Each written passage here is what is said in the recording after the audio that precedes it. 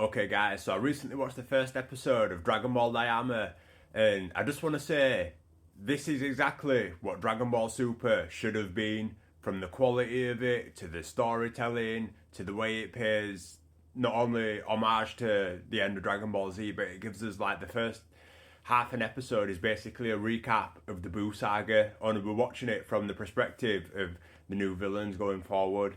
Now, the animation in this, to me, is movie level quality. For a TV series, man, this looks amazing. And like I say, this is exactly what Dragon Ball Super should have been. The first 5 episodes of Super looked trash and weird, and that kind of went on going throughout the series.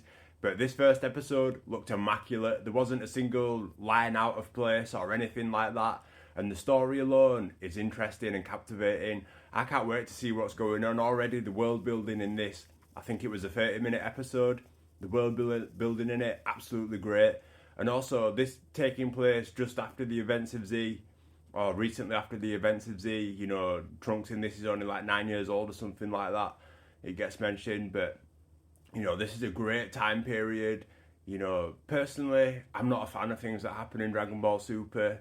I wish it had gone in a different direction. So the fact that this is a prequel to Super and we are going in a different direction is absolutely great. I can't wait to see what happens in this TV series. You know, but just from a quality standpoint, this is amazing. The story feels like it's going to be great. You know, I've been feeling the trailers that have come out so far.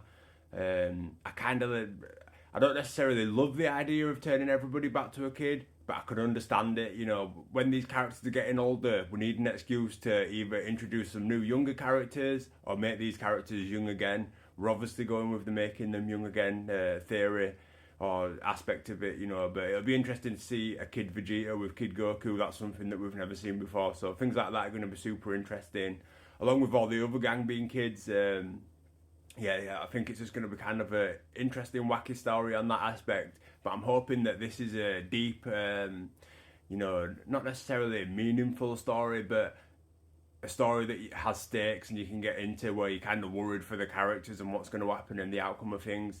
I don't actually know how many episodes Dragon Ball Daima is. I'm hoping it's at least, if this is a mini arc, you know, let's get at least 30, 40 episodes or something like that out of it.